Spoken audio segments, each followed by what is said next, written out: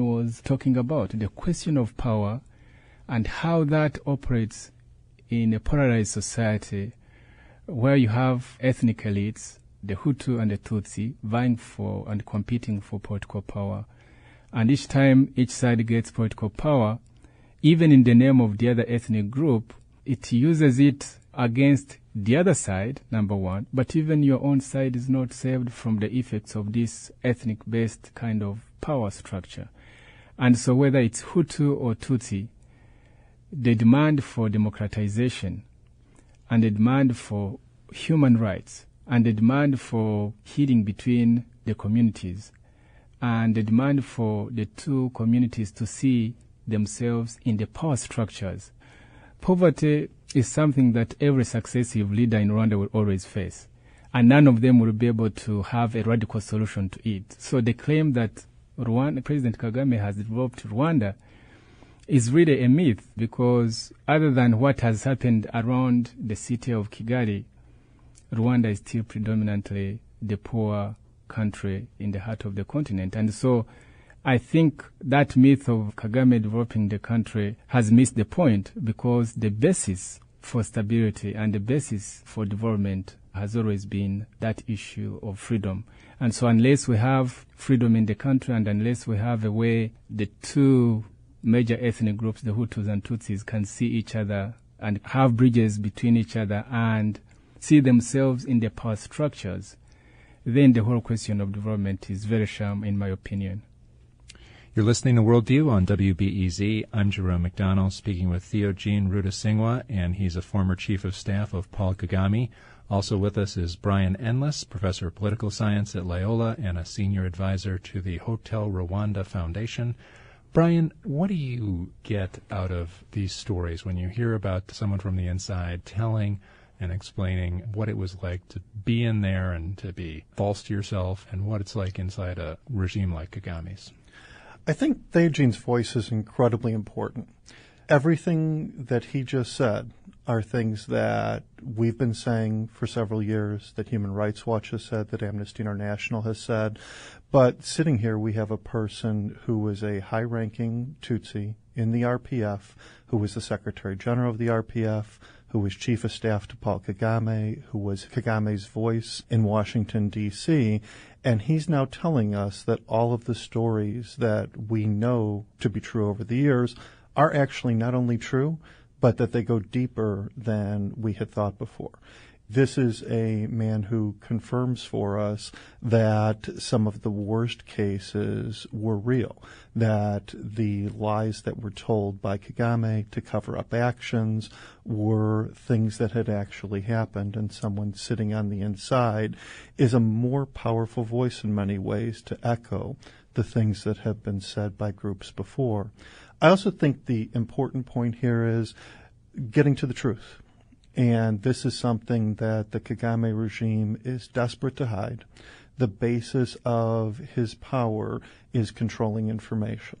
And when you have a Rwandan exile community that comes out of Rwanda and says something's happening inside of Rwanda, it's bad. People are incapable of speaking the truth and are silenced.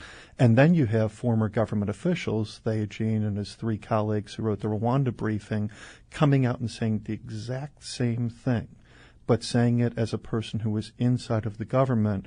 We know that, I guess as the saying goes, the truth is out there. We know what it is. We need to get to that truth before Rwandan society can move forward. What's TriStar Corporation? Oh, TriStar Corporation? Yeah. Oh, that's a very, very, very powerful instrument in the hands of President Kagame. And actually, I was instrumental in creating this group. And TriStar Investments is really the major arm of the RPF for economic activities, business activities. And some people have estimated that as much as 70% of Rwanda's economy, one way or the other, might be traced actually to TriStar Corporation. And it's through TriStar Corporation that Kagame has really amassed immense resources. And the dividing line between TriStar Investments, resources belonging to RPF, and RPF resources belong to Kagame, because it's only Kagame and probably one or two or three other people who know where these resources are, where they're invested, where they're kept, to what ends they are used. So to a certain extent, really, these are resources that belong to President Kagame. Where are they coming from? We hear a lot about Rwanda is a country that exists on donor aid, and we also hear Rwanda is a country that's extracting a lot of resources from Congo. Where does TriStar's money come from? TriStar's investments have not only come from Congo, but TriStar investments is literally in every sector of the economy. It's in telecommunications, it's in mining, it's in transportation, it's in services, it's in construction, it's literally in everything.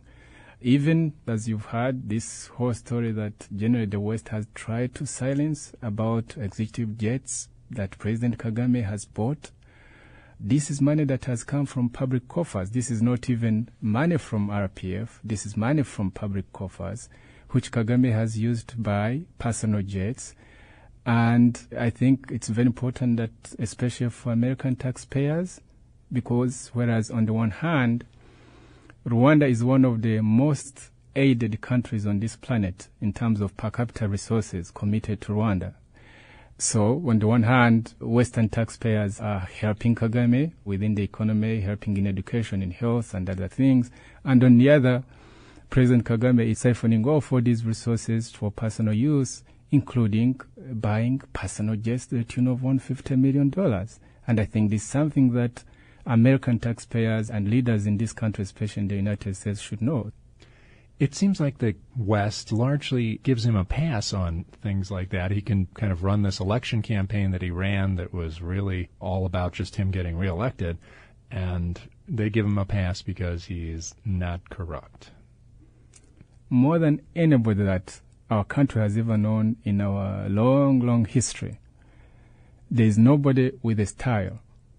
There's nobody with the kind of resources and the kind of person who has amassed the kind of wealth that President Kagame has amassed, not only for his personal use, but exactly also to entrench his rule and to destroy the opposition, whether they are within the country or outside the country.